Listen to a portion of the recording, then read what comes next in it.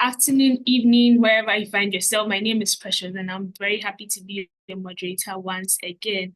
Today, we are having our third session in the Dyslexia Advocate Fellowship Training, and I hope you are learning a lot because the last two sections were really packed, and today's session is not different from the other ones. It has a lot to offer you. So I hope you are ready with our notebooks and pens. You are not distracted because we have a ride to go on today. So if you reached out to somebody, that's good of you. If you've not put your name in the chat, I'm waiting to read your name. Prudence, Cote d'Ivoire, Grace, Ashiwell from Nigeria, Yvonne from Kenya. Beautiful to meet you all. Today's session is promoting inclusion in schools and communities. I'm sure you saw it in your group chat, in your emails. How are you going to be an advocate in schools, in communities? I believe that you should be very interested in this topic. And we are graced and very, very happy to have Miss Michelle take us through this session today. So please get ready with your notebooks and pens. We are going right in today. Michelle Sakande is a lifelong learner and inclusion specialist with several years of experience in the classroom and in leadership, both in the UK and internationally. She is dedicated to working with a diverse range of students and adults' needs and engages in action research to enhance educational practices. Michelle has led various departments to create impactful change and is committed to leaving a legacy in education. Additionally, she has volunteered in Ghana. So those in Ghana, she has volunteered in your country, contributing to educational initiatives in the region. She's also a budding author with a forthcoming publication. Ooh. So we have a budding author coming to teach us on such a very important topic. I hope you are ready because Miss Michelle is ready. And welcome, Miss Michelle. Please take us through the course. Thank you. Thank you for that amazing introduction, Precious. I'm just going to turn my camera on and share my screen. Just give me a moment to share the PowerPoint.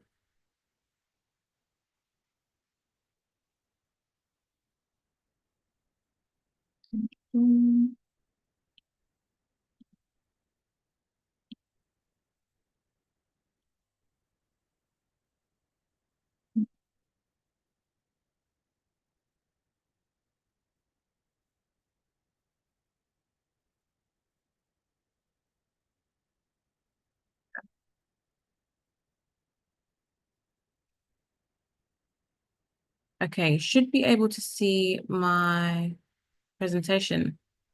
Is that working, Precious? Yes, but if you need help, I can help you share it so that there's the whole screen.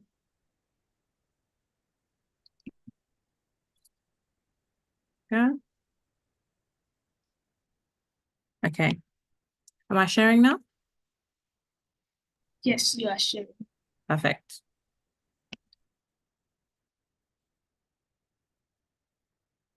Beautiful. We can see it clearly now. Thank you. Great. Okay, good evening or afternoon, everyone, depending on where we are in the world. As Precious said, my name is Michelle Sakande.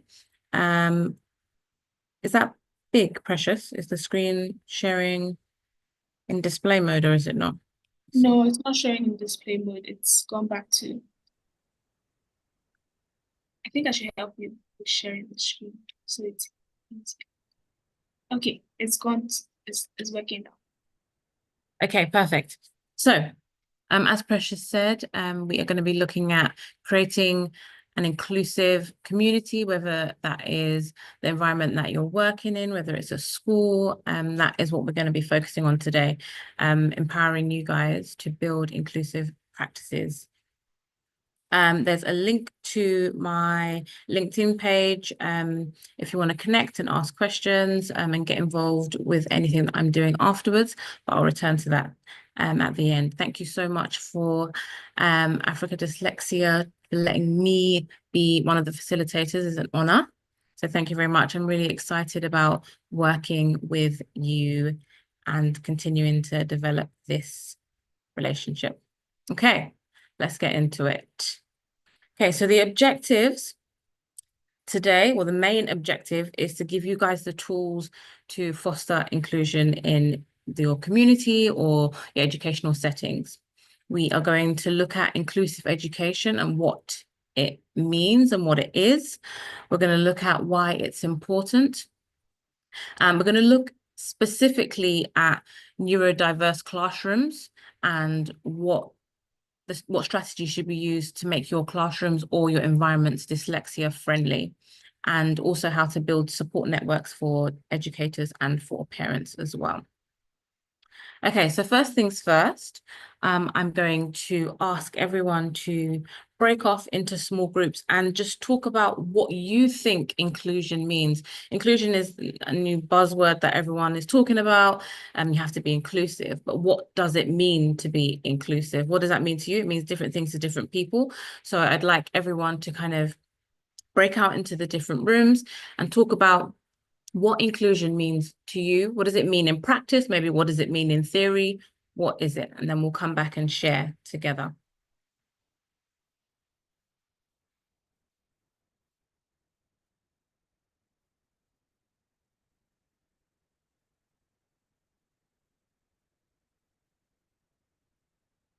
I think I'll give 5 minutes for that. So just talk amongst yourselves and then we'll come back in after 5 minutes.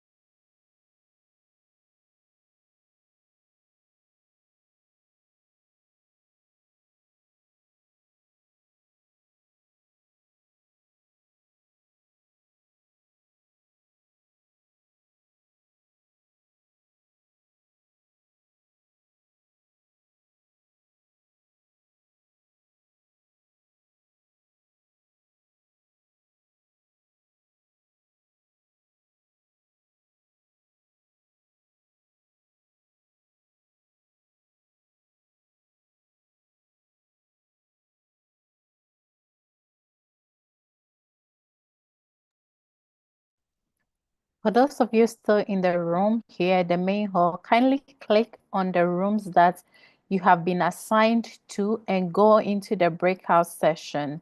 Because in this main hall, nothing is happening here in the next 5 minutes.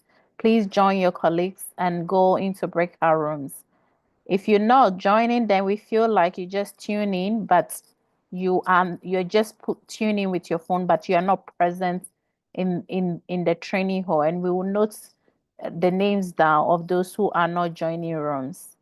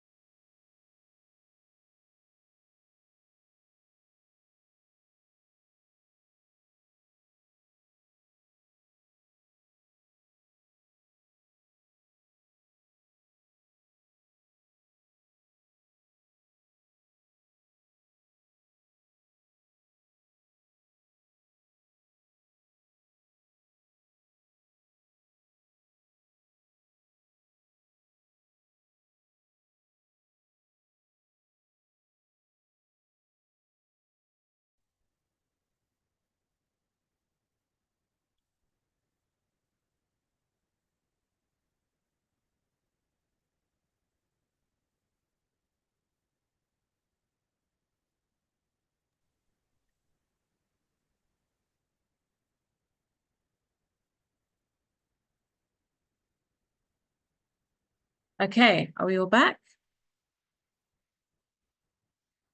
Okay, so what I'm going to do is I'm going to get a few people to share.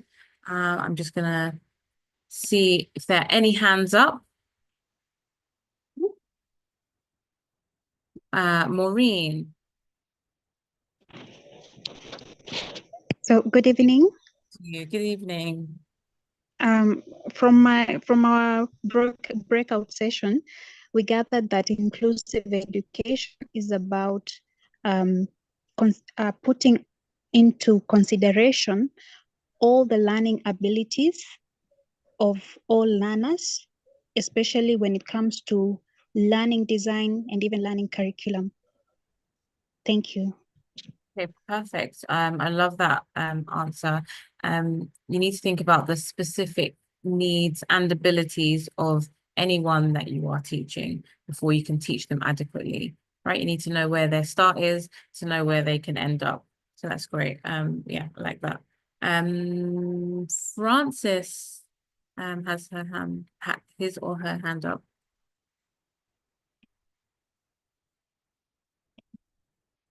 Yeah, good evening. Good evening, Francis. Yeah, an inclusive education, according to our discussion in our break group, Yeah.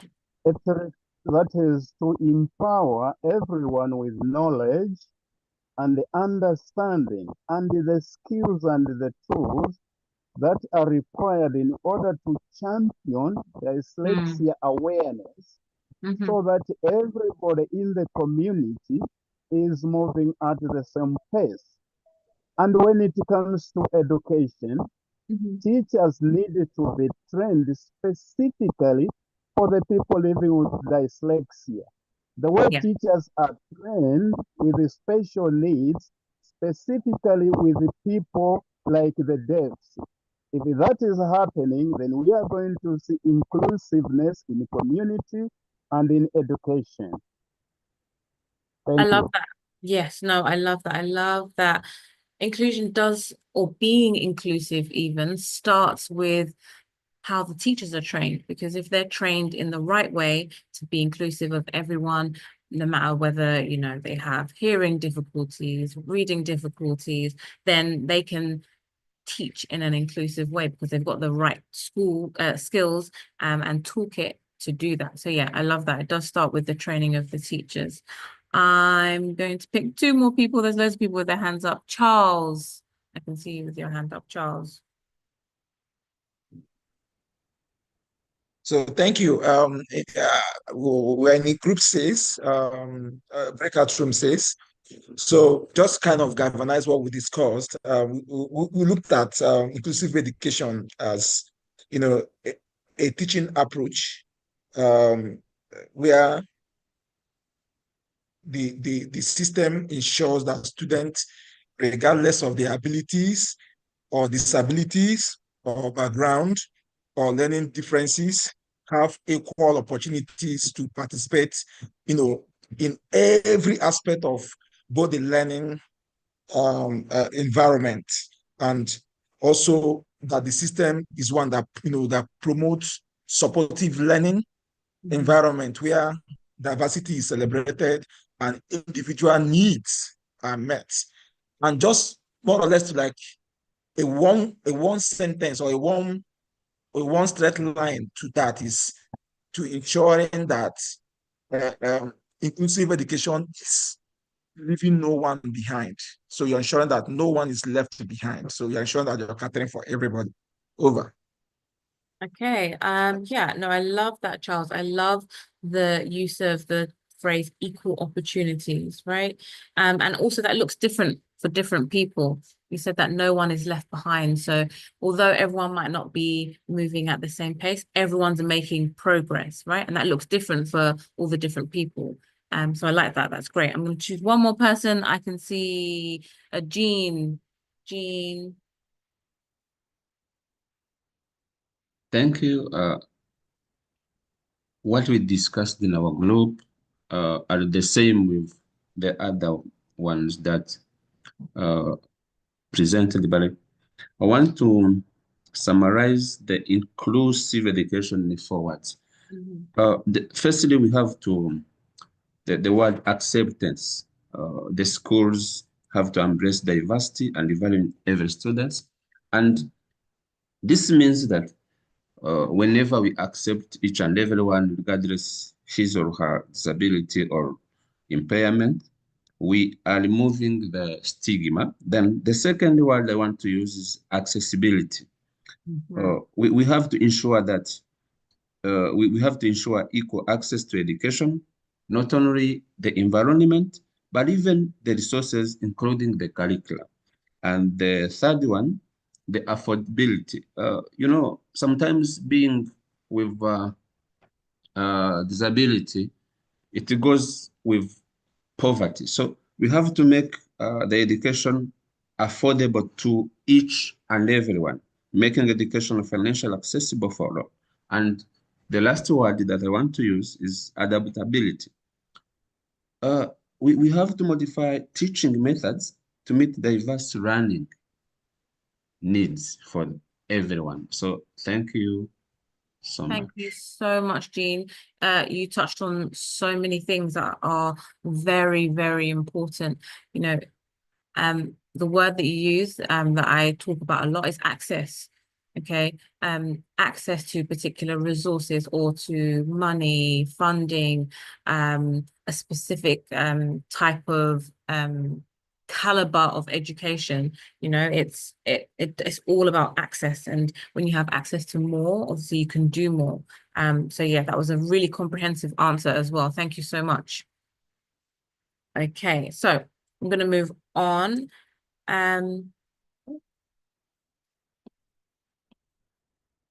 Okay, so I have a definition here, and it touches on what a lot of people spoke about. So inclusive education is where every single learner, regardless of their background, their ability, their differences, and background, have access to meaningful and equitable learning experiences. Equity and equality are things that I talk about quite a lot because people use them interchangeably, but actually equity is very different from equality. Inclusive education is where we're creating supportive and inclusive environments for all students, ensuring that every single person feels valued and has the resources that they need to succeed. Okay. And why? Why do we need to be inclusive? Okay. Inclusion and being inclusive means that we're promoting diversity and also being empathetic, because having empathy for others means that you show more understanding for them and you're more likely to help. And so as a practitioner, as an advocate, you need to be promoting diversity, but also be extremely empathetic, even if you can't put yourself in somebody else's situation, or if you don't have the same difference or similarity as someone, you have to be able to be empathetic. When we are inclusive, we enhance problem solving and collaboration skills, and we create equitable opportunities for all learners. Okay, I always go back to that point about creating equitable opportunities, and I'm going to talk about it a little bit more and talk about something that Jean touched on, talking about access to resources, and I talk about how that and what we can do with that to make things more inclusive. Also, when we are inclusive, we are promoting intellectual curiosity, and we're creating learners that are learners for life. Okay, and we ensure that people are flourishing. We don't just want people to pass through school systems. We want them to flourish. We want them to have deeply rich learning experiences and actually enjoy what they're doing, you know, make it really, really meaningful for them. And also fostering a sense of belonging. Some people, you know, still kind of identify or attach themselves to their secondary school or to their university alumni because they have that sense of belonging, because their experience in school was positive, you know. And I think it's really important that we cultivate those sorts of situations for people, irrespective of where their start is and what their issues, differences are. Okay.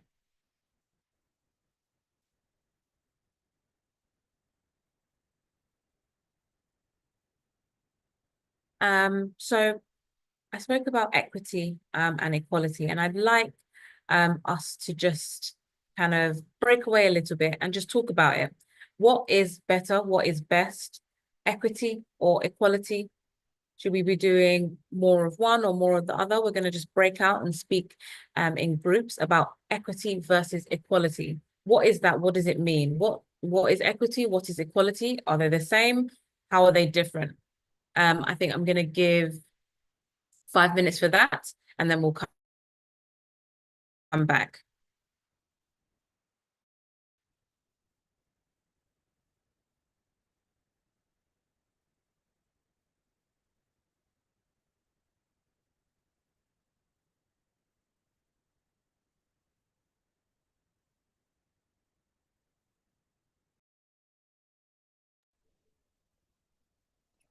Please click on the rooms that you have been assigned and head over and discuss equity versus equality. Please click on the room. You have only 5 minutes. Time is going.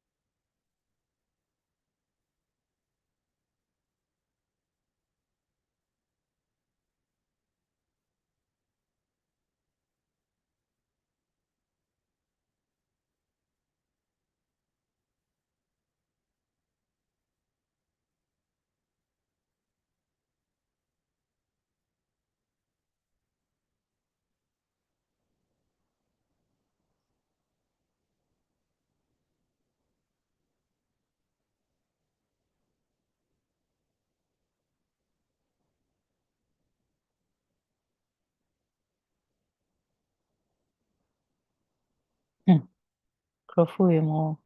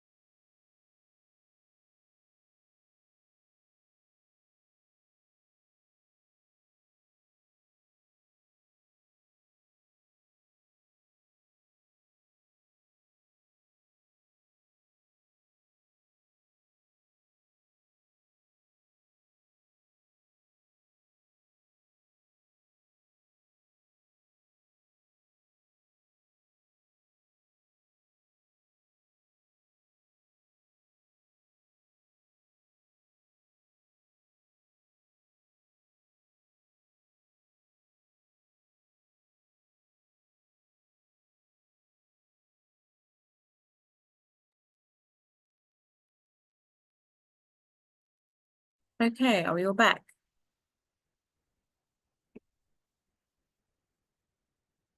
Okay, let's get some feedback from our breakout rooms. James, you've got your hand up. Equity versus equality. All right. Thank you very much for the opportunity. Equity, I always use an example to illustrate equity and equality. Now, let's say you have a short person and someone who is tall. Mhm. Now you place something on a building and you want both of them to reach out for that thing. So the one who is taller, and then you are giving them a block, a cement block to climb on it and take. Now, if you give them equal, let's say the same one block, that is equality. So the one who is taller is having advantage over the one who is shorter. So it means you have what? You have set equity is missing. So the one who is shorter may need additional block to be able to what? To reach what is on the distance, on that height. So that's the basic way I always use to illustrate my understanding of equity and that of equality. Thank you. Thank you for that nice summary, James. So Bernice has popped a little illustration into the chat. It's a popular one that we always see that really just depicts what equality and equity are and how they're different. Now, you know, as we have progressed through life, people always talk about equality, and equality is important. You know, equality is the idea of treating everyone the same and providing the same resources and opportunities to everybody, regardless of their starting point or circumstances. You're focusing on uniformity, and everyone has access to the same level of support, but everyone's background, everyone's starting position isn't the same. So if everyone gets the same thing, it won't end up being equal. Some people need more to get to go the same distance. Equity focuses on recognizing that individuals have different needs and circumstances, and it aims to provide resources for those differences. So we're addressing the differences. And the goal of equity is to ensure that everyone has the support that they need to achieve similar outcomes, which might require different levels of assistance or resources. Okay, so I think, I don't remember, somebody said earlier about access to resources. And if we have an equitable share of resources, then different people will need more depending on where they're coming from, depending on where they are.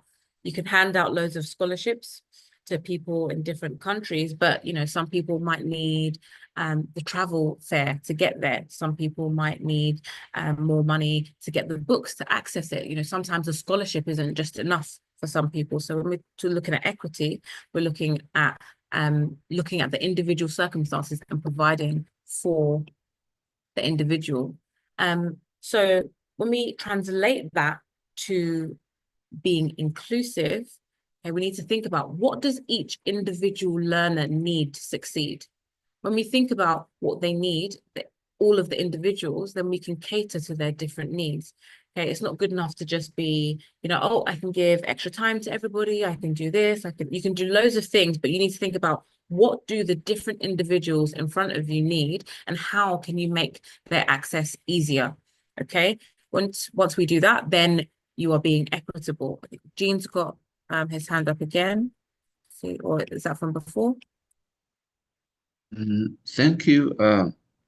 In our discussions, we found that equality means giving everyone the same resource or opportunity, regardless of the individual needs or circumstances. And it assumes that treating everyone the same will lead to fairness. And of course, the equity is the fairness, which means providing individuals with the specific resources and support they need to achieve the same outcome as others. It recognizes that people have different starting points and seek to address those differences. And in education, we, to me, I see that those terms work together because equality sets the foundation by ensuring that everyone has access to opportunities, while equity ensures fairness by adjusting the sources and support based on individual needs so that everyone can fully benefit from those opportunities. That's what I want to add on. Thank you. Yeah, perfect. Sorry, I've just lost. Oh. Computer's been funny today. Okay, there we go. Yeah, thank you so much for that contribution, Jean. I completely agree. For me, particularly in the different school or work environments I've been in, I focus more on equity, especially in an international setting where you've got people coming from all over the world. You have to be equitable. Equality is not enough. Equality is great, okay? You know, 60 years ago, we didn't have equality. Equality is great and it's necessary, but going further, we need equity. We need to recognize who needs more and give them the specific things that they need to succeed. Now, obviously, we can talk about inclusion in the classroom. I've worked in environments where there are children with a range of needs in one classroom, a child with autism, several children with ADHD, and a child with cerebral palsy, and children with dyscalculia or dyslexia, all in one classroom. And then children who have no difficulties or differences or learning barriers that are very gifted and talented, all in one classroom. Okay. How does that teacher cater to all of their needs when they're all learning this same topic of Macbeth? They're learning about the Macbeth play. How does a teacher make them all understand what the learning objective is? When we've got so many different ways of understanding, we've got different learners who learn in different ways. How does a teacher cater to all of those different needs in the classroom? Okay, how are you an advocate for every single person when there's so many diverse needs? On this call right now, there's approximately 100 people. According to statistics, 10 of us would be dyslexic, because 1 in 10 people are dyslexic. How do we make sure that everyone can access what's happening in the right way? So I think someone's got putting an answer in there. Yeah, exactly. So how do we do that? And it is a mindset, okay? It's actually having the mindset and recognizing that I cannot do the same thing for all of these students. I have to do something different for these individuals to ensure that all of them succeed. Even if we had a classroom full of just children who are gifted and talented, those gifted and talented children will learn differently, okay? Some of them might be visual learners, some of them might be kinesthetic learners. They learn by doing. And it's actually down to the teacher to make sure that you're able to present the information in a way that everyone is able to fully engage, participate, and progress and excel. Okay, so for me, equity is the most important. I've put a few other things that I also think are important alongside having equity when we're thinking about inclusive education. And it's really important to make sure that students have a voice and they are able to participate. When we've got situations where people are just talking at students and expecting them to take down notes or memorize or learn by rote, it doesn't work. Children need to be active participants in their learning in order for them to absorb more. Okay, in order for them to engage with the learning, they need to be actively participating with it. They need to be on board and truly like a part of the learning as well. And also you have to have the triangulation. You have to have the family and the community alongside the learner, okay, in order for it to be successful. There needs to be collaboration happening and all of the information feeding to all parts in order for there to be true success and really good learning and thriving and flourishing happening. Okay. So Strategies for dyslexia-friendly teaching practices. What does it mean to be dyslexia-friendly? What sort of things can you do to be dyslexia-friendly? Can we just, I think I'm going to give you 2 minutes, and I want everyone to just type one thing in the chat, one thing that's dyslexia-friendly.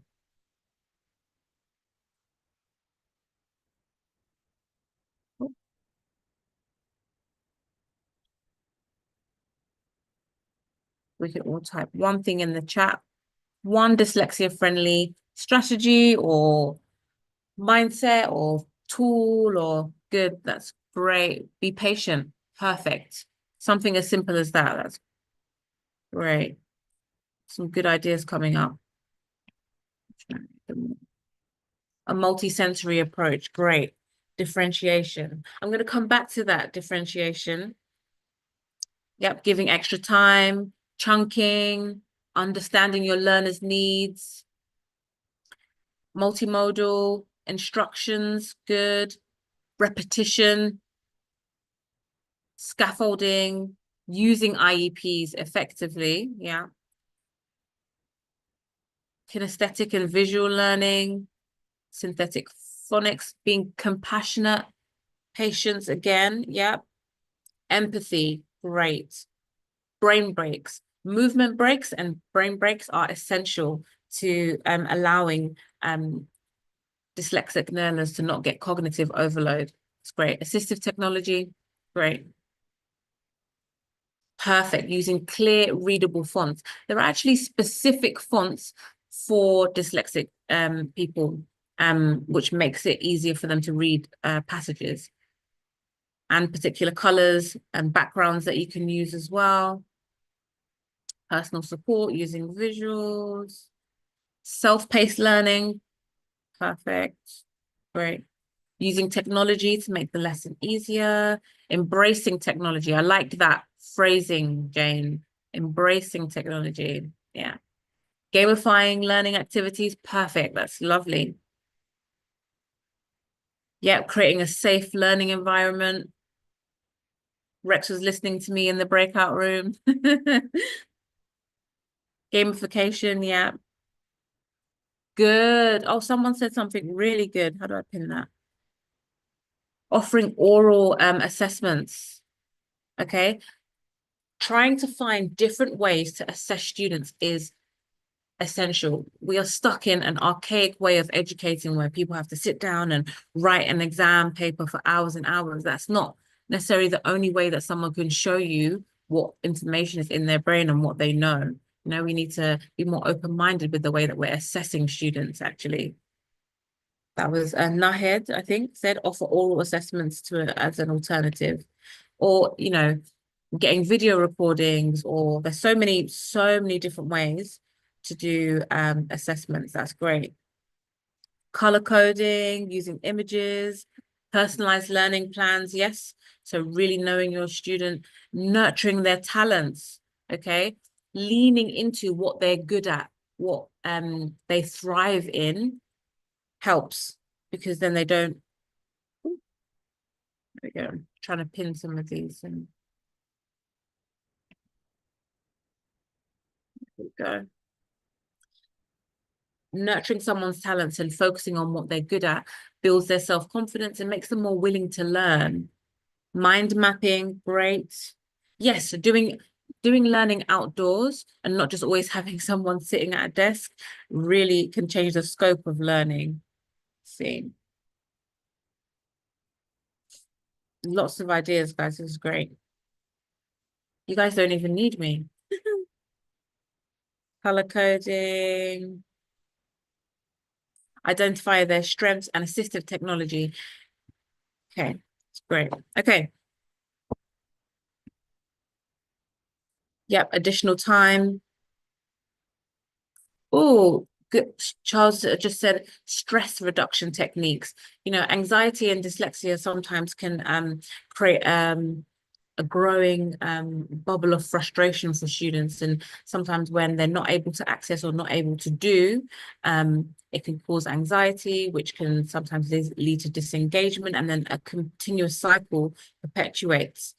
Okay, so actually ensuring that students are not feeling high stress and bringing their anxiety levels down can actually be a technique to help them be more successful. That's great.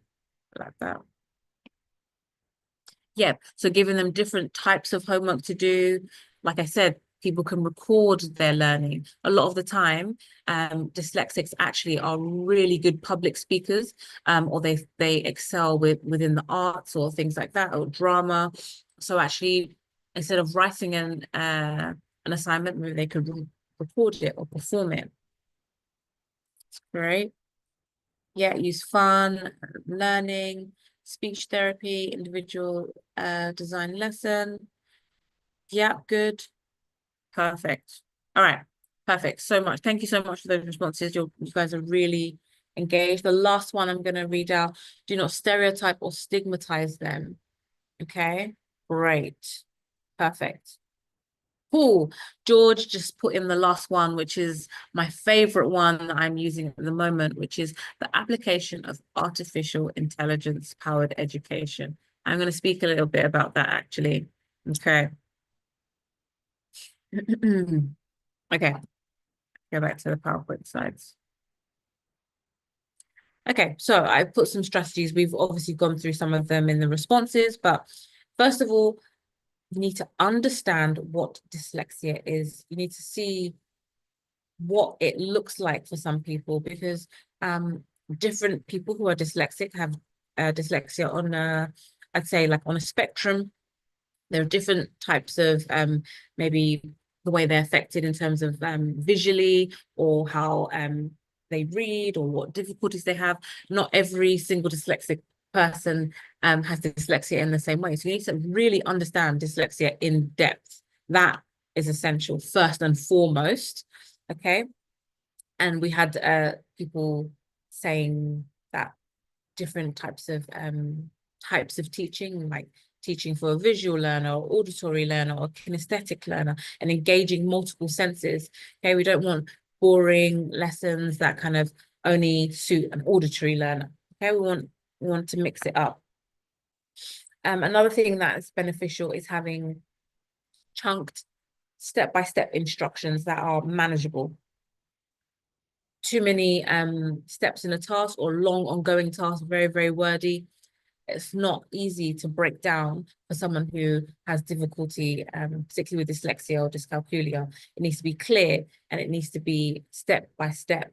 Yeah, like Tia Polina said, little and often in terms of the instruction, right?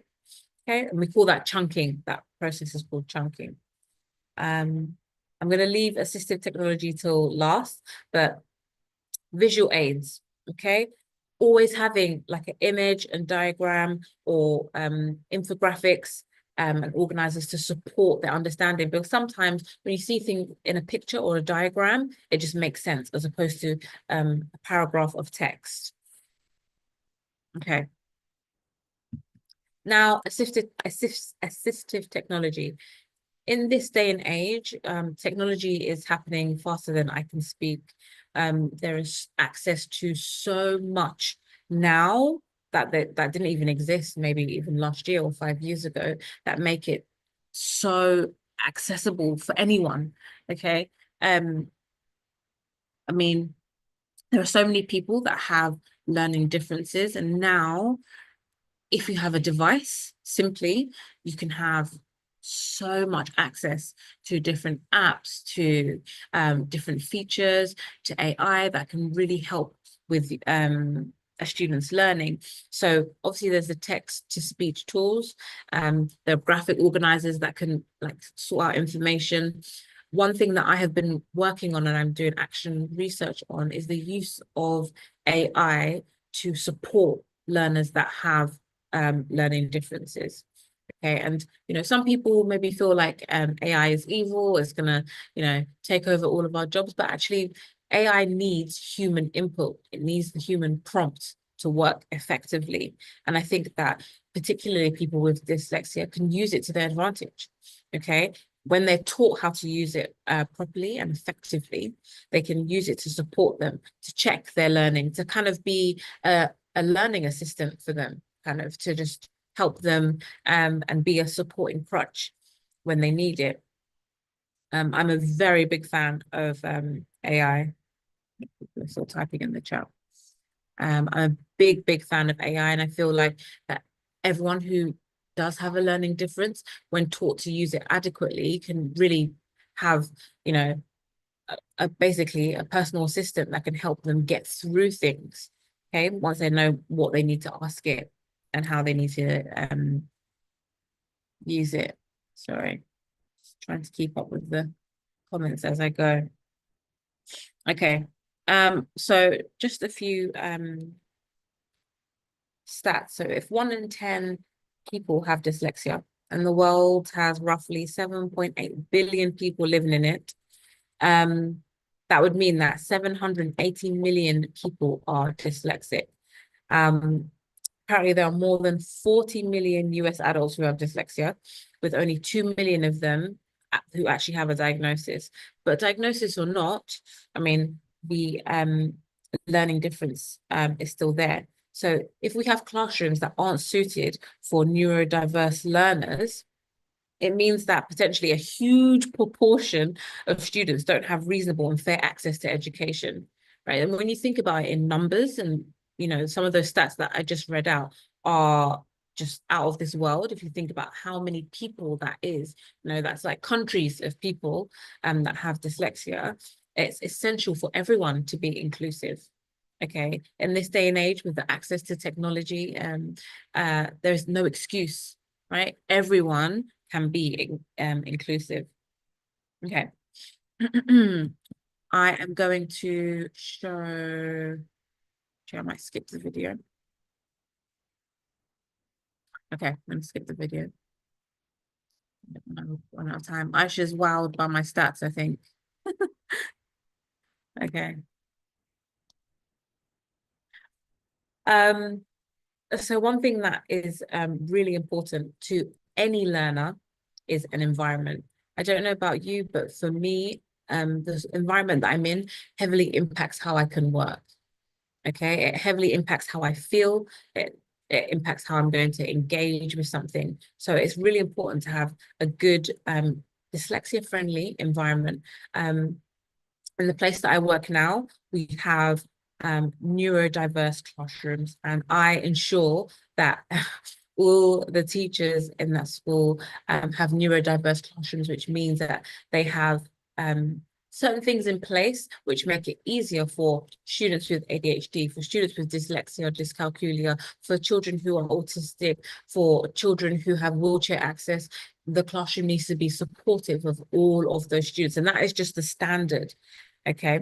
I'm actually gonna, if we have time at the end, I'm gonna show you a video, and it highlights why it's so important for the environment to be suitable for all people, neurotypical, neurodiverse. There just needs to be a standard so that everyone can access it.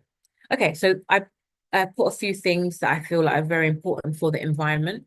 So some of those things are physical things, but a lot of those things are mindset things, things that need to be taught and deeply embedded into the practice so that it's in the actual environment and within the people. So I think it's really important to have flexible seating and to ensure that maybe people can move if they want to, or they don't have to be stuck to their desk that's in the corner or at the back or whatever it is. Flexible seating is important, I think. The other things alongside the flexible seating are creating a specific type of culture within your classroom. A lot of people, you know, said don't be judgmental, don't attach a stigma, be patient. And you need to create a culture that is supportive. Okay, you need to create a culture that you have people that aren't afraid to fail, people that aren't scared to ask questions that maybe seem like they're not clever questions, or they're not afraid to check, they're not afraid to make mistakes. When you create that environment, and you create that environment by being a vulnerable person yourself, you know, when I was a teacher, I would always, you know, say, oh, I'm not sure, why don't we learn this together? Even if I was sure, sometimes it's good to model being somebody who doesn't know something, so that they know, oh, actually, it's okay to check, it's okay to find out, let's learn together. Even adults, we don't know everything. We might not know something. Like, we need to model being vulnerable and creating a safe environment where people aren't afraid to fail, because a lot of the time, because of that fear of failure, children don't participate, they disengage, particularly when they find things difficult. Okay, so once you create that culture and cultivate that safe space for learners, then it reduces the stigma. You know, you're not going to have a classroom where people are laughing at others if they make a mistake. You know, you're going to create a supportive classroom where people are, you know, championing others and encouraging them, even if you know, they do make a mistake. You know, they're telling them to try again, they're helping them. You know, you want a classroom where other students are not going to, you know, point at failure, but they're actually going to get up and, oh, let me show you mine, or this is how I worked it out, you know. And it takes a lot of modeling from the adults, and it drip feeds down into the children, and it creates a great environment to learn for everyone. And as a practitioner, you learn as well, and the students can teach the teachers as well. It's great. And obviously reducing the stigma. This is what you guys are doing. You're promoting awareness and understanding dyslexia in depth. Once we understand something, you know, it reduces the stigma, because we completely get it. It's not this abnormal added thing that some people have. It's something that we get, we understand, we know about it, and we accept it. And also, obviously, having continuous professional development, which is obviously what you're engaging in right now. But it's also important for teachers to have specific professional development that is invested in, to continue to kind of, well, stay abreast with the world that is adapting and changing almost, you know, daily, weekly, with the rate that everything is developing. The world is so fast paced now that we do have to continue to have professional development. I'm always on a course. You can never know enough, you know, so I think that's very important. And when you learn the new things, they find out more about dyslexia as well. You know, they create new things, create more technological advances, more tech to help support the learners. Excuse me. Okay. So what I'm going to do is I am going to send a link to everybody to access. Let me see if I can. I'm going to have to stop sharing for a moment here.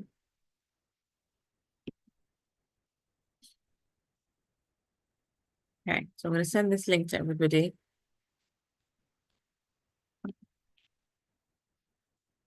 There we go.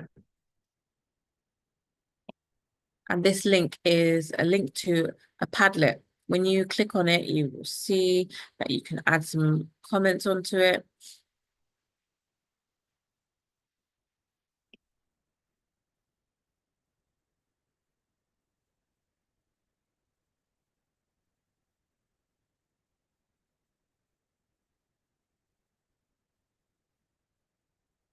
Okay. Now, you should see the link there. Everyone should be able to access the link. You should be able to click on the link, and then you should be able to contribute to this Padlet. Now, I've done it in this way because I am showing you a tool that I would use in a classroom that involves every learner that is dyslexic friendly.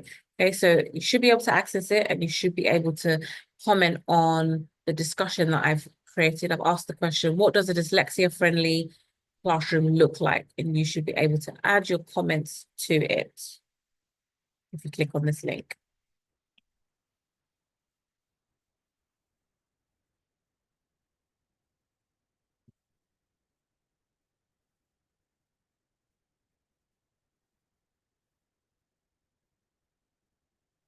Okay.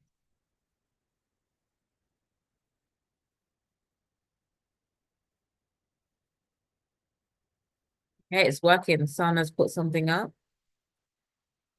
Nice and inviting. Okay. Something as simple as greeting every single student at the door as they walk in can have an impact.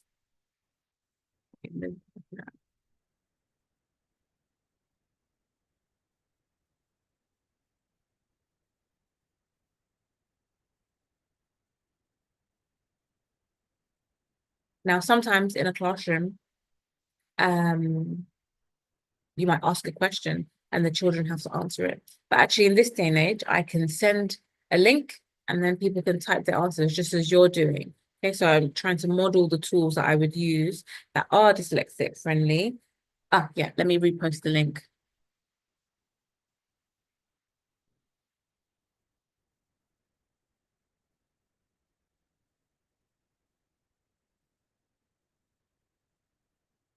Good.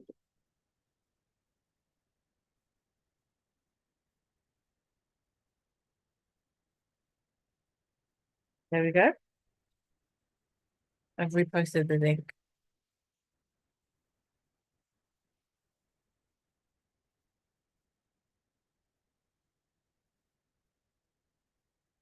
Yes, I like that answer, Bernice. Everyone is free, no one is wrong. It's, you know, you can't underestimate how important it is to ensure that your classroom or your work environment or your home is truly inclusive. When you have a truly inclusive environment, you know, because people just aren't afraid to contribute. People aren't afraid to make a mistake. People aren't afraid to just share their thoughts and feelings. It can be a really powerful place. This is great. Good. I like these, yeah. It's a great answer, Aisha.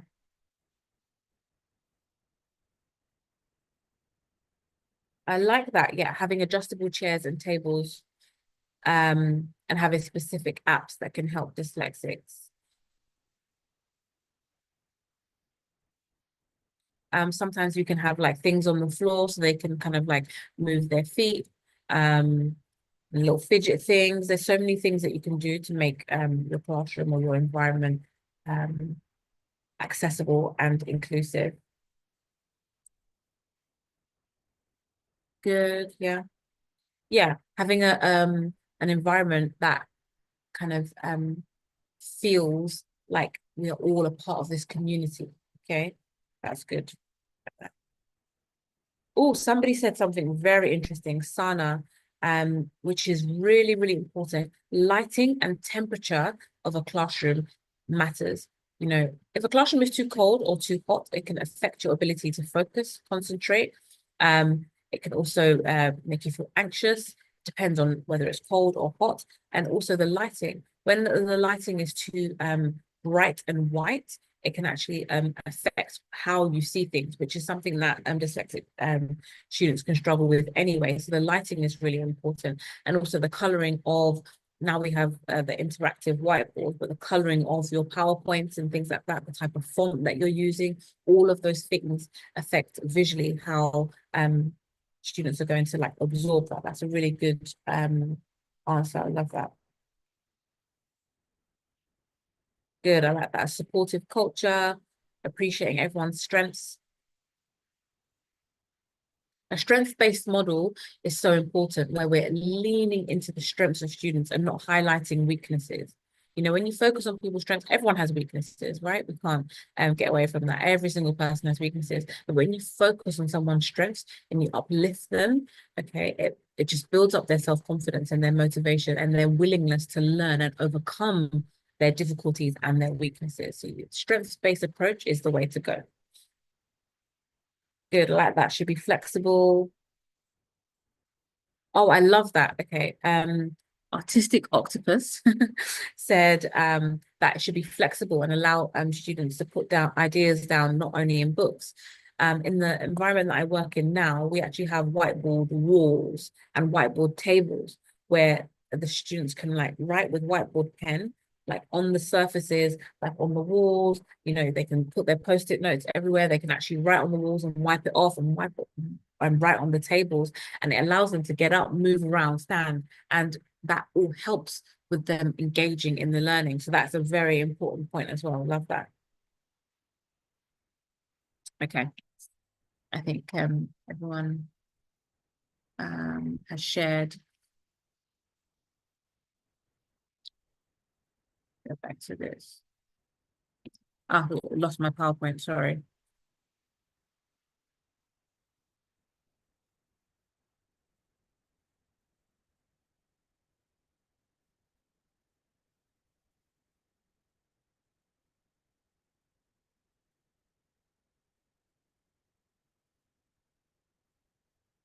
Okay. Right, so once we have the environment and the culture, we've cultivated this lovely space that the children feel safe to learn in, and they want to learn and engage with their learning in it. What about outside of the classroom? What happens outside of the classroom, right? I mentioned earlier that there has to be a triangulation, right? The student, the learner, obviously the environment, but like home, the community around the child. It's a shared responsibility. It's not just a school that educates the child, right? There's so many factors that go into educating. So the parents and the educators need to work together. There has to be strong communication in order for you to have success, particularly with students that have learning differences. There needs to be strong communication. If you have an IEP, an individual education plan, it needs to be shared with the parents, but the parents also need to agree with it. Okay, they need to be a part of kind of meeting these targets, because they need to reinforce these things at home, right? So it needs to be a continuous thing, and the communication needs to go between home and school, or home and work. Okay, that is the way that you improve student outcomes, and there's going to be more progress if the parents are as involved with this inclusive environment as the school or the teachers are, right? So regular communication, open and frequent communication.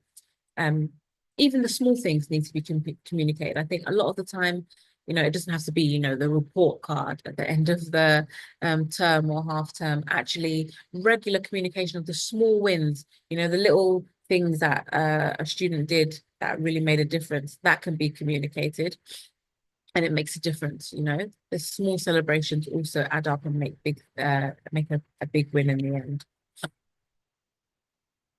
Another thing I think that works very well is sharing resources with parents. A lot of the time, the parents don't necessarily know what goes on in school. They kind of remember how school was for them, and school is so different now. Sharing the resources and making them aware of what's happening and what they can do to support. Even now, you can, you know, send links, QR codes. You know, there's so many ways to share resources in a much easier way that's easily accessible. Like I said, now in this day and age, if you have a device, you almost have the world at your fingertips, right? You can share a plethora of resources with parents and vice versa, so that they are on board and they're able to reinforce these things that the students are learning at home. And it makes your job easier when the parents kind of are on board with what's happening in school. And I also think that it's important to have support. Something that I do is I run workshops for parents and support groups as well, particularly for parents with children that have autism and children that have physical disabilities. Like, so I do different support groups because obviously the needs are just so different. But when they have a safe space that they can share and talk, and also meet other parents that maybe are having similar struggles with their children, okay? It also creates a safe environment. Oh, it's not just my child, actually. It's 1 in 10 children. You know, there's a lot of children that are struggling in the same way that my child is struggling. And that also helps break the stigma. It reduces the negative connotations around having whatever difference, you know?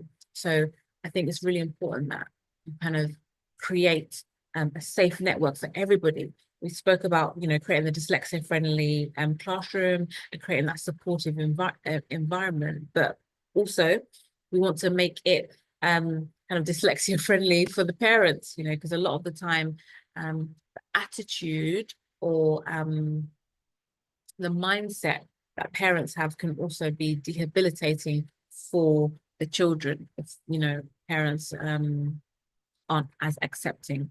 In the region that I work in now, in the Middle East, you know, we do, I struggle with that. You know, there are parents that don't accept particular diagnoses or differences, and they think their child just needs to work harder, or, you know, the child is lazy, or, you know, whatever it is. And so you're trying to, you're working against so many things. And so it's really important to create that network and to get the parents on board with the mission, with the vision, and with the idea, because then you have a partner. You have somebody that's going to reinforce these messages and not create barriers or extra barriers to whatever you're trying to do. Yeah, so it's really important. I think sometimes creating a lot more opportunities for parents and the educators to connect is really, really important. It's really, really important. It doesn't always have to be, you know, a parents' evening that they're meeting. You know, there can sometimes be like the social things around the school, more events and things like that, and where you're able to kind of create those bonds, and makes it easier to kind of share the resources, share the responsibility, and have that communication. It doesn't always have to be so formal. Yeah.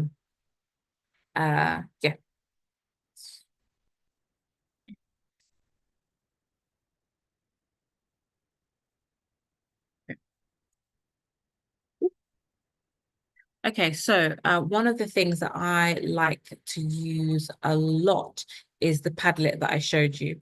I like to use it in the classroom because what I'll try and do is I'll try and show you what it looks like. Has anybody used the Padlet before?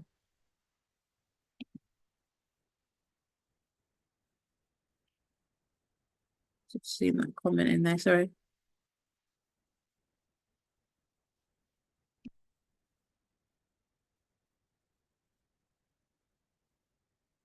Ah, okay. Yeah, sorry. I just saw that question.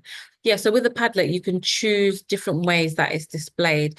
And what it does is it's literally just like asking a question in class, and then the answers just come up on the board. So it's like the children are raising their hand and giving the answers. But also it's a way for students to kind of engage and be reading the responses of others. And sometimes people don't want to put their hand up and speak. So it's just an easier way to communicate, right? And it's instant as well. So as people are typing, it kind of throws up the responses, and it's colorful, it looks nice. It's easy to use, and you can kind of sign up for free. Obviously, there is a paid version that has more features, but it's something that you can access. That's a quick and easy win, particularly if the students have devices. Yeah, someone said Nearpod as well.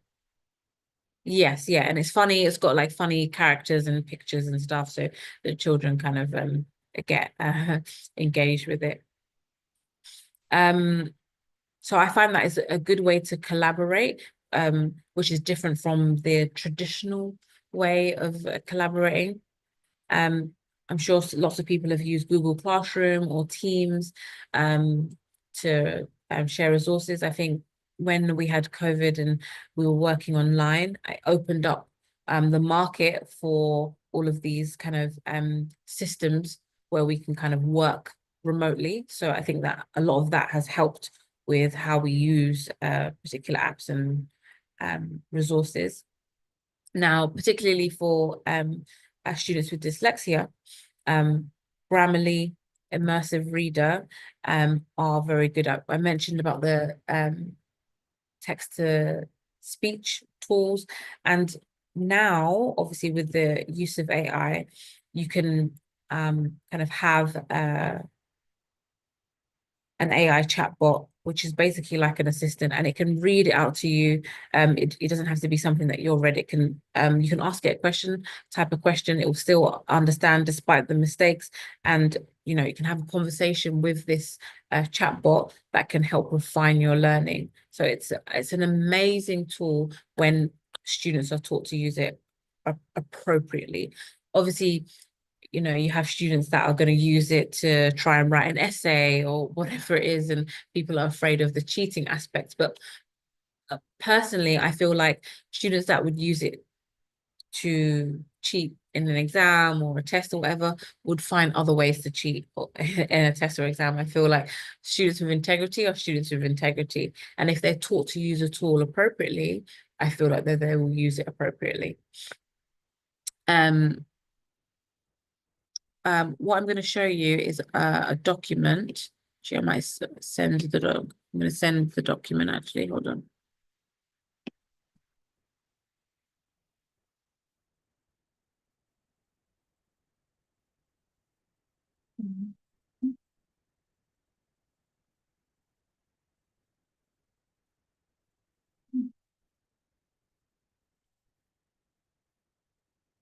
Hold on.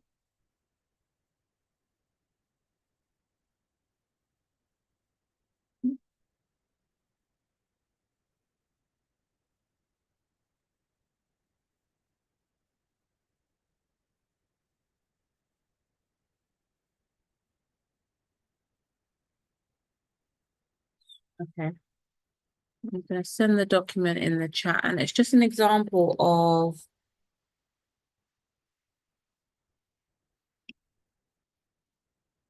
a lesson plan. And the reason why I'm sending this example of the lesson plan is because when you look at this lesson plan, you can see all the things that are thought about when planning a variety of lessons.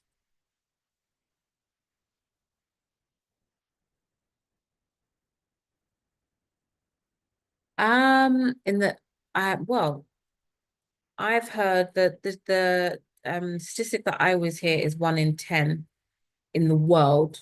I'm not sure about 1 in 5. I always hear the 1 in 10 in the world, but it could be 1 in 5 depending on particular regions. I'm not sure, Angela, but I hear 1 in 10. I'll have to look it up.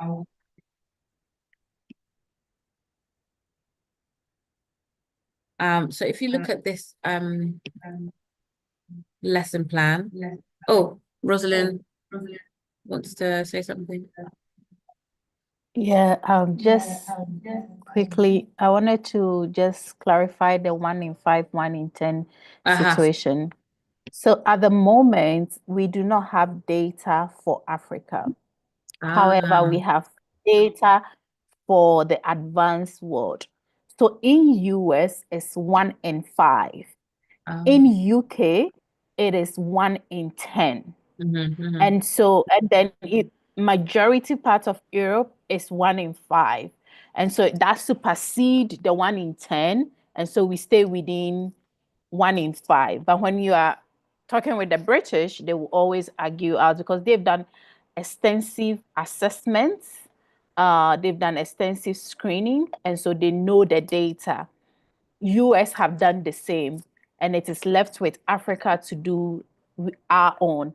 And that is the importance of what this fellowship is about, because the end goal is to be able to undertake some like research, both for interventions and also on the assessment and screening level. So please, let's take information having here very serious, because the end goal in the future is that we will be able to supply our ministries of educations around the continent with the data.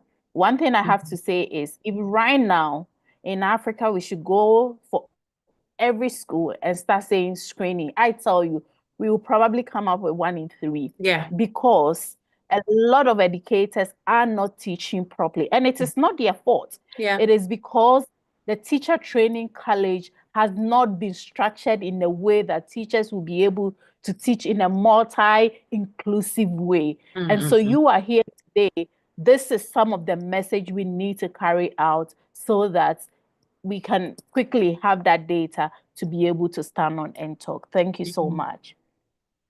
Oh, thank you for clarifying. Yeah, I mean, like I said, I think maybe it depends on the region.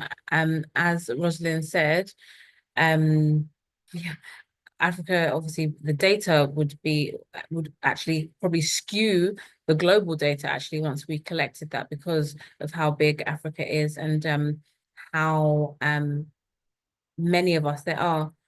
James, I think you've got your hand up. I'll take that comment before I move on.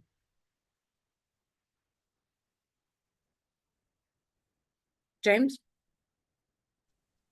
All right. Thank you very much. I want to find out what measures or what had been done to get some of these inclusive techniques that we spoke about here into our examination systems. We know in Africa here, even though all these things we're talking about, we may go about advocating for them, but at the end of the day, the exams that they will be setting for the keys, they are always standardized, and it doesn't make room for people with these learning disabilities. So what are the things that have been done, or what are we supposed to do so that we know that our effort will not just be wasted, will not be fruitless? Thank you.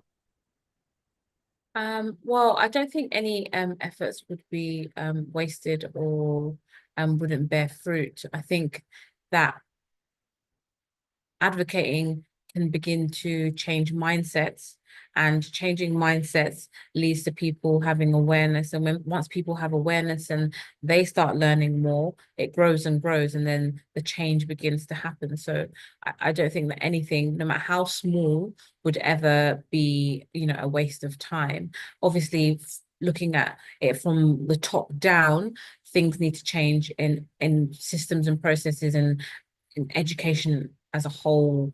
The whole ideology of education in Africa needs to be modified and changed, and it needs to be made more flexible and adaptive. But I mean, I'd say that for even other parts of the world, even in the UK, I've worked in the UK for many years, it is still rigid and archaic in terms of what they expect, in terms of the outcomes, in terms of working towards a test. The model, the standard model doesn't allow for everyone to have the proper access and succeed, even in the UK, who are supposed to be progressive and ahead of the times. Students that can't access the standard model have to do an alternative pathway. And I guess, in certain parts of other worlds outside of the West, we don't have all of the alternative pathways. But what it should be is that there should be a model where there are just different routes. It shouldn't have to be, oh, you can't do this, so you take this alternative pathway, So I think that there needs to be work done in general to kind of like remodel the whole education system so that it's not just about taking learning to take a test. I always call myself a lifelong learner because I believe that learning is just good for me. It's good for my well-being. It's not because I need to pass a test that I learn. And I think when we change the attitude around learning and what it's for and how we use it, then, I mean, things can change. But I obviously understand what you mean about, the standardized tests and not being able to move away from them.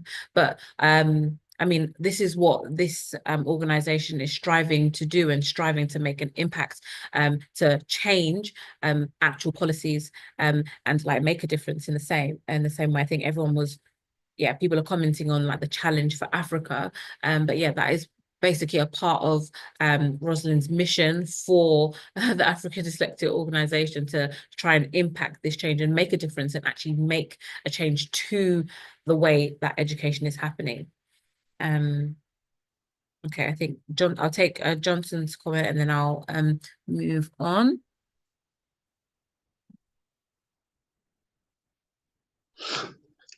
All right. Thank you and well done. So just to say something about the last comment on examination. Speaking from my country here in Nigeria, I recall we used to have something called access arrangement during examinations. Yeah. So in Nigeria, for example, I think 2-3 years ago, we used to have that accommodation from the West African Examination Council. However, I think recently they cancelled, especially the use of shadow teachers or learning support assistant. They cancelled that. But till date, we still enjoy that with the British Council.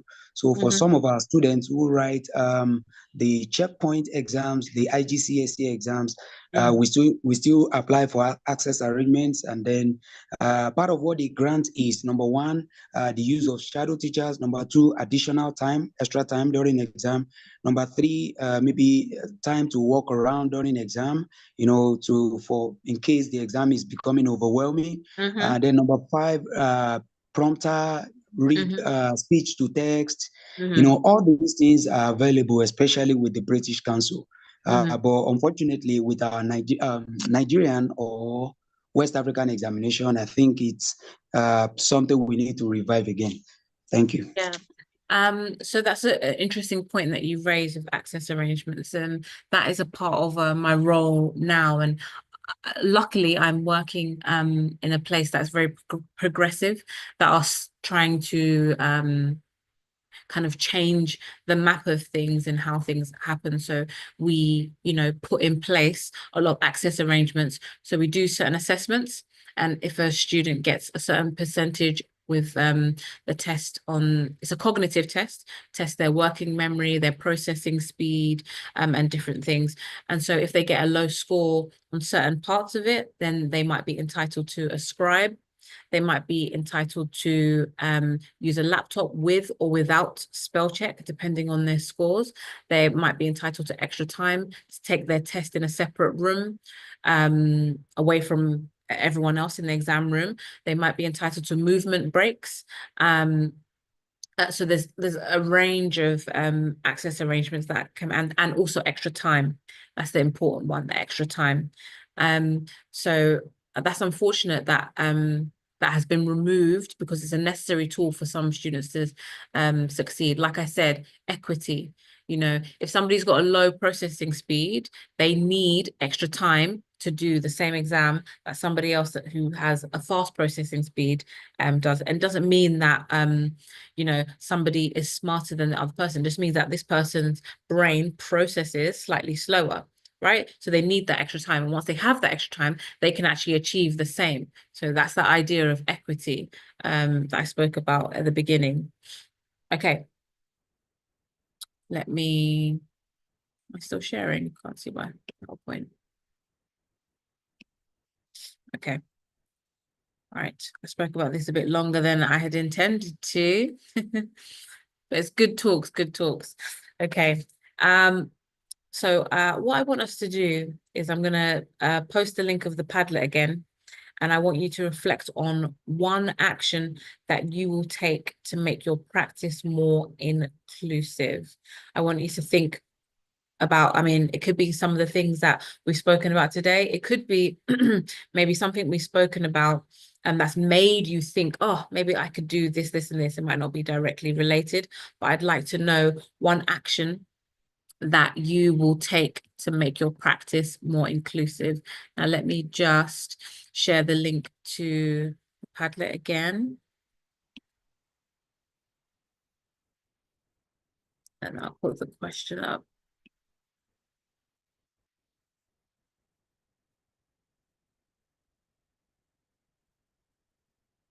And the question is there. And I put the Padlet there. Da, da, da. All right.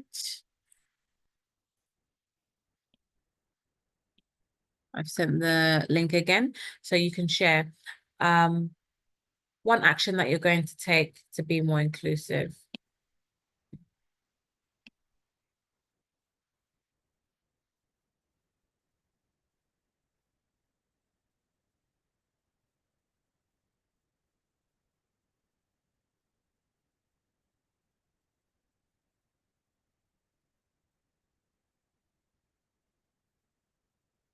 New one there. Okay. You can put your ideas up there and share them.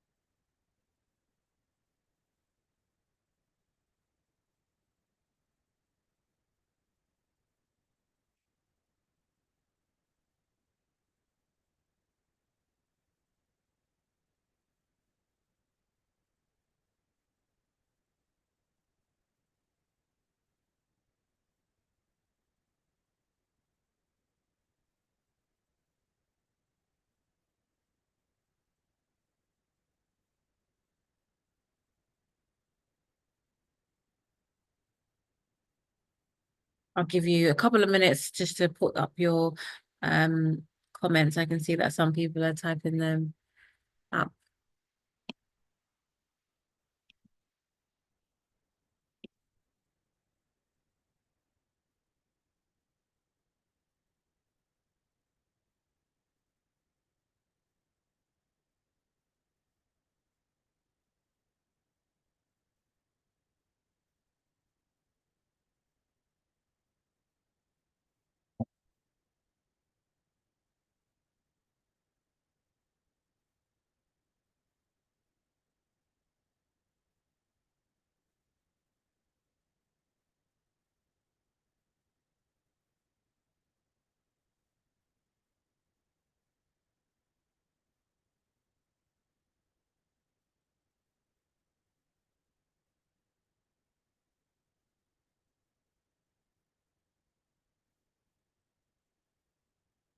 Okay.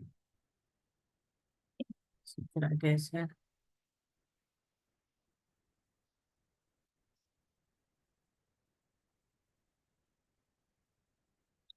Good. Focusing on equity instead of equality. More time for learners. Constant support. Being more understanding. Thinking about everyone's needs. Good, by including parents and guardians into your learning objectives and modules of goals.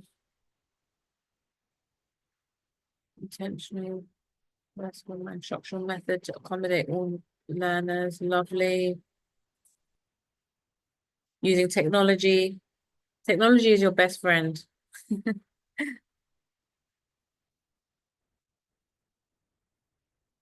Yeah.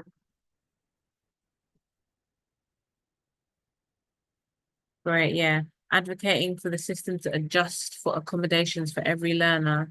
Valiant said that. Yeah, great. Being more sensitive in sessions. Yeah, these are great. Okay. Right. We'll try and try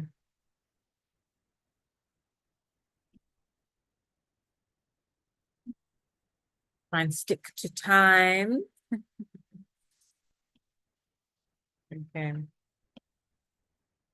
Right. So yeah, some really insightful comments. I know that people are still typing, and you can continue to type them up there. But the most important thing is not just, you know, typing up your action, but actually putting your action to work. Put your plan into action and create a more inclusive learning environment. Okay, advocate for students with learning differences and raise awareness. It's so important. Like you know, the tongue is so powerful and people just don't understand how impactful words can be. And if you believe it and you create these safe learning environments, it will ensure that children flourish.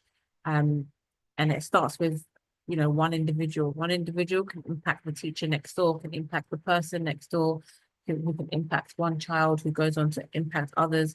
And, you know, it flows like a river and, you know, everyone everyone begins to grow and flourish.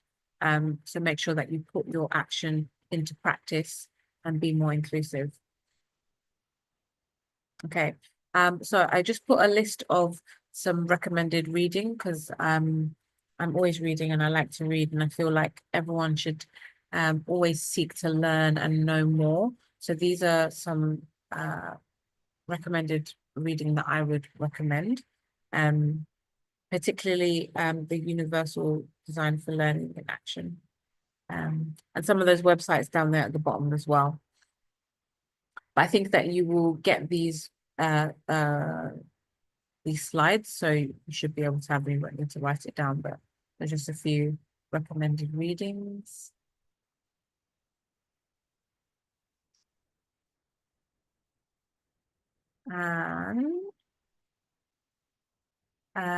Thank you. That's just a link to my LinkedIn page if you would like to connect, share more insights. I'm going to start publishing some more articles when I get time. So I'll be sharing my thoughts and my action research that's coming up. My action research is based around the use of AI and how it can support students with learning differences. And I should be done with it by the end of this academic year. So I've got about 5 more months to go. So yeah, it'd be good to engage with some like-minded people who are advocates for inclusive learning and teaching. But thank you so much for being so engaged and so involved in the session today. It's really easy to kind of have a session with oh, says my QR code has been disabled.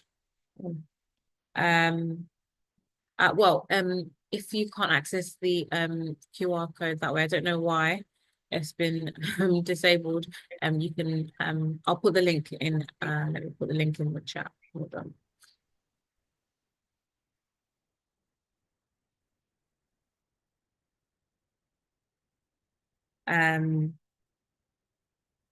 Give me 2 seconds. I'll send the link in the chat.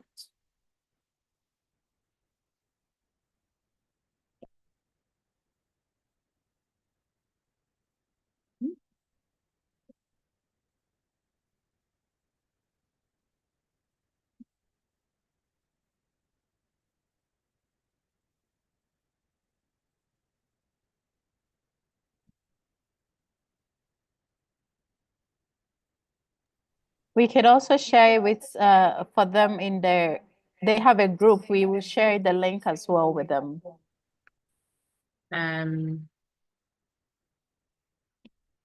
Okay, there. Technology does fail us sometimes. And for those of you asking for the slide, it's already on the group page and it will be emailed to you as well. So you have it already. And I'm sure since you have it, the QR code will also work when you scan. I will share her LinkedIn as well so you could connect with her. Okay. All right. So Michelle, if you could stop sharing your screen, we have 3 hands up. And maybe they want to ask you a question so you could address it. So okay, let me just stop sharing.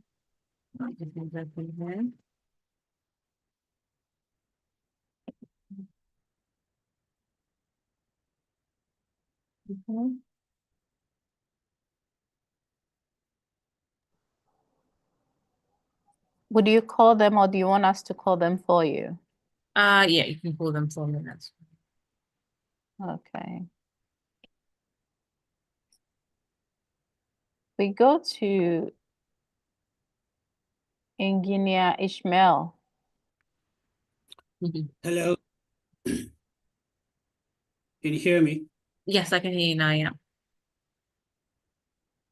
Yeah, hello, can you hear me? I was the one that says text to the chat group that your QR code has been disconnected for some reasons.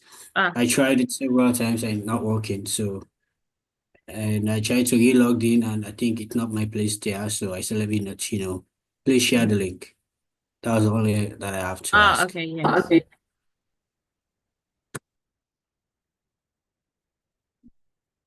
We go on to Jen. Please go ahead to ask your question. And Michelle's link is in the chat, so please access it from the chat. Yeah. Let me just. There we go. I think this one's working. Can you hear me, please? Yes, I can hear you. Thank you for the session of today. Thank you for the methodology to engage each and everyone.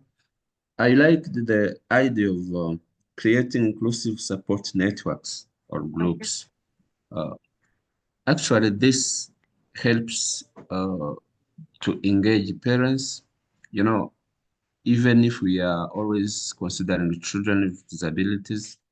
But again, to support them, we even need to support their parents, their families, because sometimes they even have what they call such burdens of social stigma, poverty, and other related to disability. So I've asked through the chat, and Precious mentioned that you have to be reserved and asked in this time.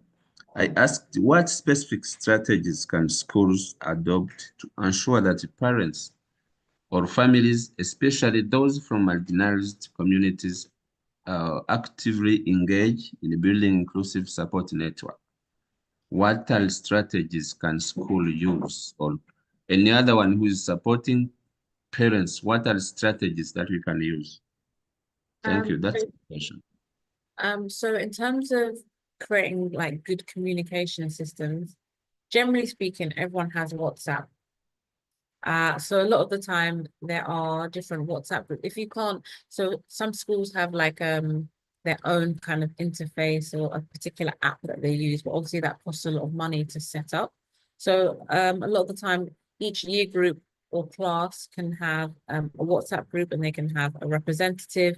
When you create these systems, a lot of the time the ownership is then like brought onto the parents, and then they're sharing information. Then you can have groups, you can have then eventually, as you build a culture and a network in the school, you can start having events and kind of creating a community.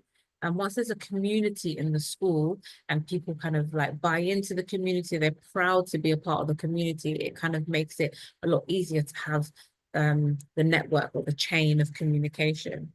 But it does start off with something as small as good communication and having a good communication system.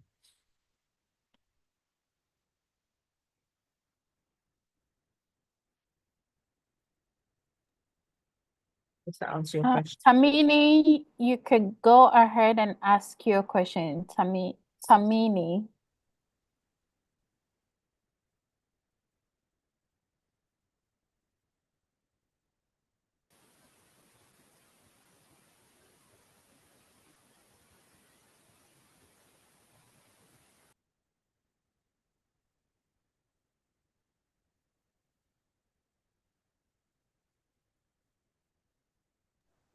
Maybe the next person? Coffee, are you there? Yes, I'm here, please. Okay. Yes, I'm here. Should I ask my question? Yes. Okay, I think Madam made mention at a certain point that she had a video that she would like to share with us. I don't know where Oh, you could share the link with us. That's it. I'll share you the link with you, yeah. Okay. Thank you Then thanks very much. So for this submission, I need to commend you for the submission that you made. It is very interesting to hear all those things. The problem we have in this part of the world applying these techniques is that we don't have the tools. I don't know how if you can help us. Maybe there are some ways and maybe you can create our own small things to be used in the classrooms. That may help a bit. I don't know if you have anything to share with us. You may not have the great things that the other world has that you can put in the classrooms. But if anything that you wish you could share with us so that we can also be applying the classroom to help with the dyslexic people for now. That would be very great. So I would say, I know that obviously depending on the area of the world and the school and funding and things like that, certain things might not be available. But if you have one laptop or one tablet, you can model and show them how to use a particular app.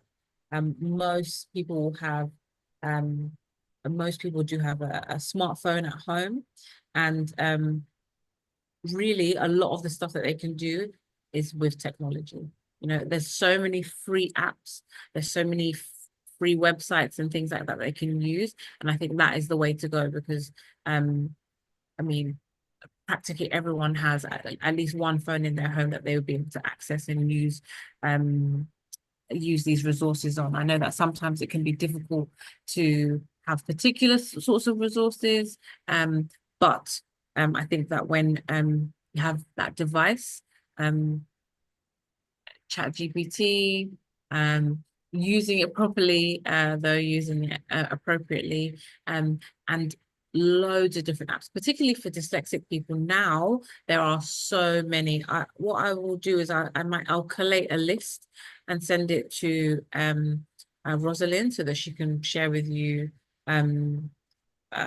like I think she said that you've got a group or something. So I'll collate a list of the different apps that we use, particularly the free ones, and then she can share it with you. Thanks very much for that. Yeah, waiting for that. Yeah. Okay. Nancy, you can unmute and ask your question. And let's be brief because we have just few minutes, like literally 3 minutes to be out of here.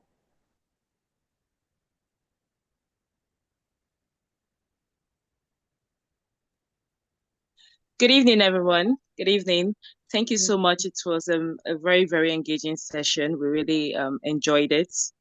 I just want to comment on what the last speaker said about this part of the world and not having access to technology, because I actually work with children with special needs, and even with limited resources, I have been able to help children with dyslexia.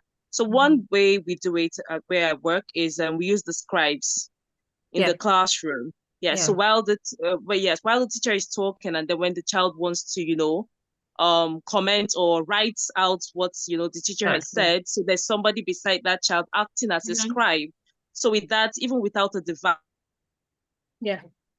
somebody helping that child to note down the knowledge that the child has in him or her. So that's some way you can easily just adopt even without technology. So that's just my contribution. The extra person. Yeah, no, that's perfect. And the thing is, even without technology, even with access to technology, we still use this technique because it's actually one of the easiest and best techniques, because having that person, a trusted person that the student can talk to is easier. So yeah, you don't always need it. It doesn't have to always be like a fancy quick fix. It could be something very simple as just getting someone to write for the student. Thank you for that contribution.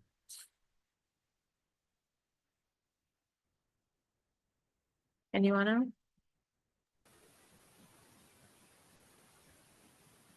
Kamini, go ahead.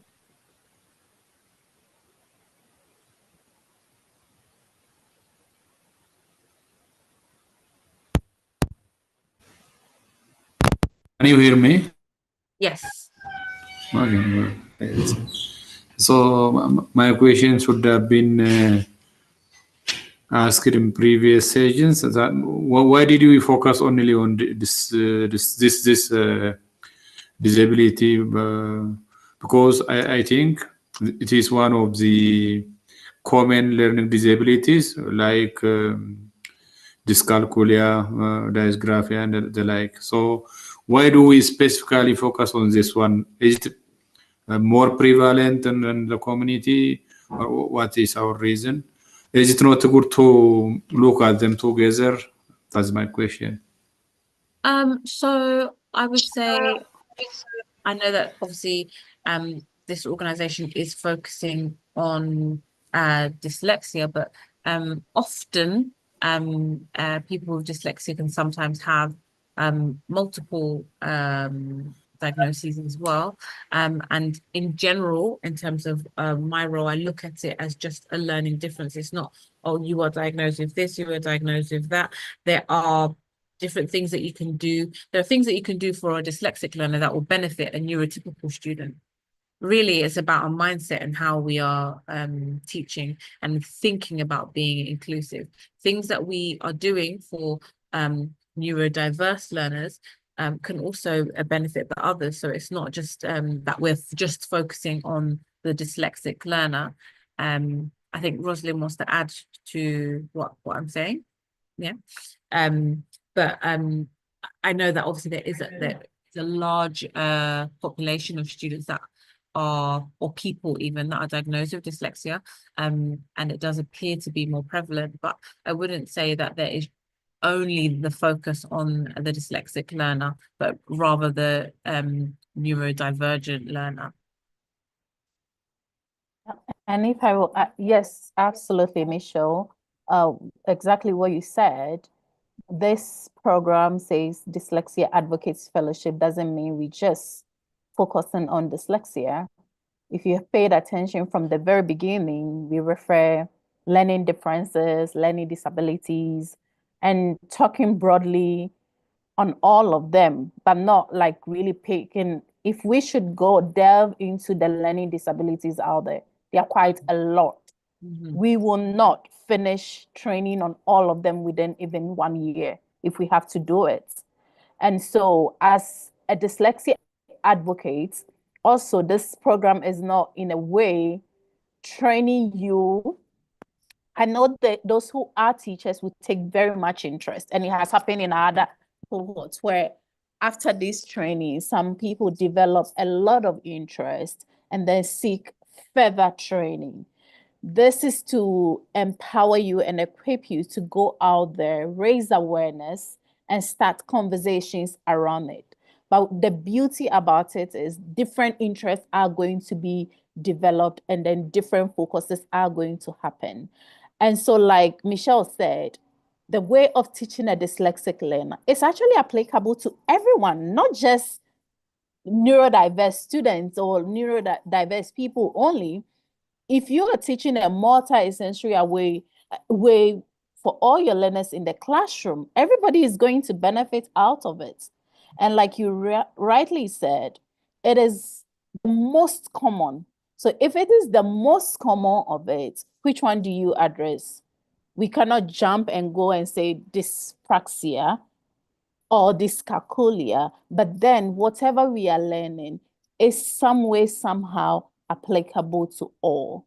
Secondly, this curriculum you have that we're doing is not the only training.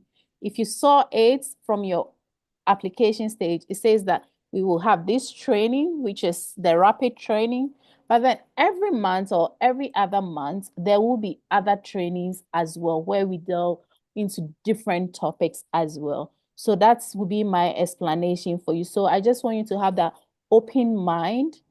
This is inclusion, how to create inclusive communities and school. Michelle gave strategies, but these, if you look carefully, all the strategies are applicable to almost everyone in the community or everyone in the school. So I hope I have said something that can ease your mind, but we coming up. Michelle, you can take over. Okay, yeah, so I think that's it for the questions, and I think we are also out of time. But thank you so much to everybody for being so engaged, for participating. I really am honored to have been able to facilitate the session for you.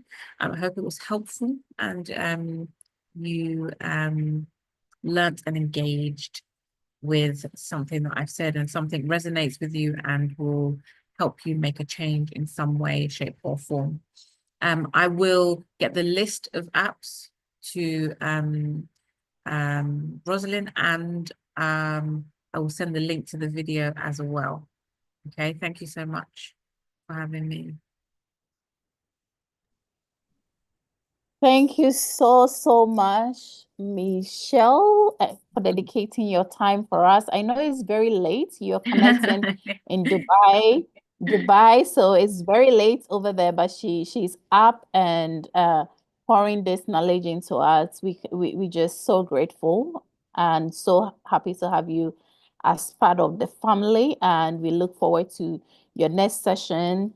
We will post the link for the attendance. I think Precious has already done it. Please make sure you mark your attendance, because at the end of all, we will compile it, and that is what we will stand on it to graduate the actual dyslexia advocates. I know that a lot of you set up groups. Please encourage your group members to attend the live classes. When you attend the live classes, you benefit a lot. You saw that you were doing breakout rooms. Those are not something, if you are rewatching, you can experience. So please encourage your other colleagues to join the live classes. And I can't say that enough. But thank you for your attention, your dedication. We are so excited to have you as well as part of the family. And so thank you for being here. We look forward to having you tomorrow in the next session. Please come prepare and soak in. Once again, Michelle, thank you so much for your time. Any resources that you will share, we'll make sure we pass it on to them. And have a very good evening, everyone. Take good care of yourself. Bye-bye. Bye. Also, please take note that there's no key phrase for today's session. However, there are surveys inside the attendance link. So make sure you fill the survey. Make sure you answer your questions correctly. Have a good evening. Bye.